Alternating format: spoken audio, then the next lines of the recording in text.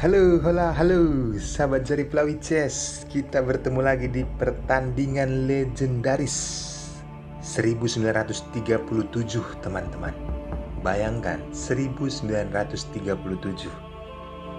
Langkah taktikal brutal sangat krusial. Kalian harus dapatkan ilmunya. Menurut saya, melebihi dari Mikhail Tal. Pertandingan Alberic Galway versus Paul Devos. Untuk itu, teman-teman siapkan konsentrasi tinggi. Saya akan menganalisis jalannya pertandingan sesederhana mungkin. Bagi teman-teman yang baru bergabung di Jari Pelawi Chess, welcome. Jangan lupa tombol subscribe dan nyalakan juga loncengnya. Selamat menyaksikan. Di sini, Alberic Galway memegang buah putih. Dia memulai dengan kuda F3. Hitam, kuda ke F6. Putih, pion ke C4. Hitam, pion C6. Alberic Galway, pion ke B3, persiapan gajahnya untuk ke depan. Dibalas hitam juga langkah yang sama, pion G6, persiapan gajah ke G7. Putih, penempatan gajah ke B2, langkah terlihat sama teman-teman yang dilakukan hitam dan putih. Alberic Galway, pion G3. Paul Devos, rokade sayap raja. Gajah ditempatkan ke G2. Gajah Fianchetto sudah berjalan 2, teman-teman. Pion D5 mengajak pertukaran. Putih mengabaikannya. Rokade sayap raja tercipta di papan. Hitam, pengembangan kuda ke A6. Manuver yang sangat cantik apabila nanti ke C7. Pion D3 dimainkan. Gajah ditempatkan ke E6. Terlihat langkah rumusan dari pembukaan awal, teman-teman. Masih langkah posisional ataupun langkah bertahan yang dilakukan oleh kedua pemain. Menerapkan perwiranya untuk bisa mengambil diagonal. Benteng ditempatkan jelas, seolah-olah benteng bergeser karena apa? Saat Paul Devos mengajak pertukaran perwira, kali ini gajah, Alberic Galway menghindarinya. Maka dari itu tadi benteng ditempatkan ke E1 sebelumnya.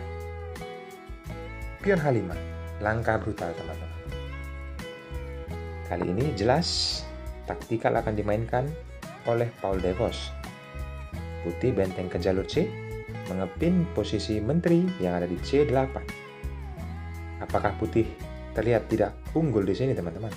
Awalnya seperti langkah biasa ataupun di sini masih aman-aman aja. Tapi setelah menteri ke F5, ada ancaman serius kepada putih. Bagaimana keseruannya, teman-teman? Langkah tempo dimainkan oleh Alberic Galway, pion ke A3. Hitam menempatkan gajah ke H6. Dan gajah ini adalah kunci mematikan. Pion B4. Kuda ke G4. Pion pukul pion. Disambut oleh pion. Pion mengancam kuda. Paul Devos menurunkannya ke B8. Walaupun terlihat di sini jalur C sudah dikuasai oleh benteng putih. Tapi sebelum kita jalankan, teman-teman, kuda ke B8, ada langkah rekomendasi yang mungkin bisa diambil. Kita melakukan langkah perandaian, tidak pion pukul kuda. Tetapi di sini menteri diturunkan ke E6. Apa yang terjadi? Jika putih nafsu untuk pukul kuda dengan pion, maka jelas, teman-teman, kuda pukul pion mengancam menteri. Dan kuda ini tidak bisa dimakan dengan raja. Jika itu terjadi, rajanya tewas. Jika coba untuk melanjutkan permainan saat menteri terancam, menteri melarikan diri, penempatan ke A4. Permainan berlanjut, gajah mengepin posisi raja. Apa yang bisa diperbuat oleh putih, teman-teman? Ada ancaman open scut apabila kuda ditarik. Hanya satu cara, gajah mengajak pertukaran. Kondisi seperti ini, open scut, Yaps, teman-teman. Putih akan kewalahan setelah raja ke F1. Ada kuda pukul kuda, disambut dengan kuda. Setelah gajah pukul kuda, terjadi kualitas perwira dimenangkan oleh hitam. Dilanjutkan, jelas teman-teman, hitam lebih unggul di sini. Coba kita kembali ke partai aslinya.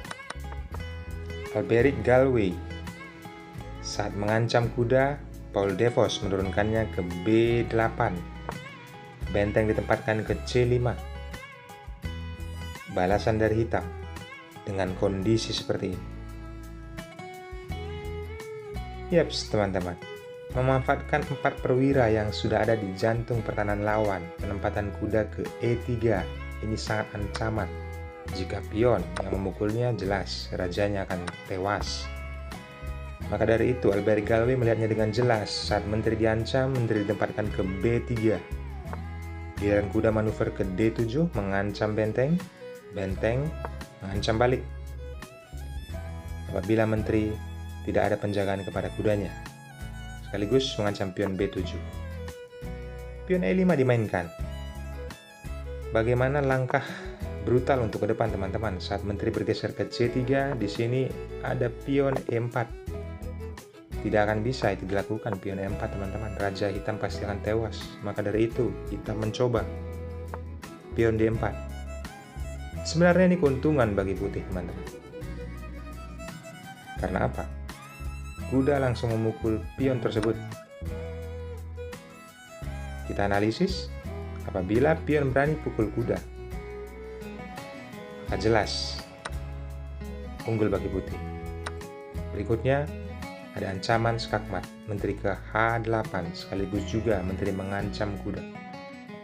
Tidak akan mungkin kuda diselamatkan, teman-teman. Maka akan ditutup. Tetapi, dengan kondisi seperti ini, bisa gajah mengancam menteri. Ataupun dengan kata lain, menteri bisa pukul kuda, mengajak pertukaran menteri. Disambut dengan gajah. Jika dilanjutkan, permainannya sedikit terlihat berimbang, teman-teman. Tetapi apabila hitam memukul pion dengan tempo skak, badannya berubah. Terlihat memang pengorbanan menteri. Tetapi setelah kuda ditempatkan ke G4, kembali menteri didapatkan. Maka dari itu, teman-teman, dengan kondisi seperti ini, keunggulan untuk hitam bisa dibilang menipis.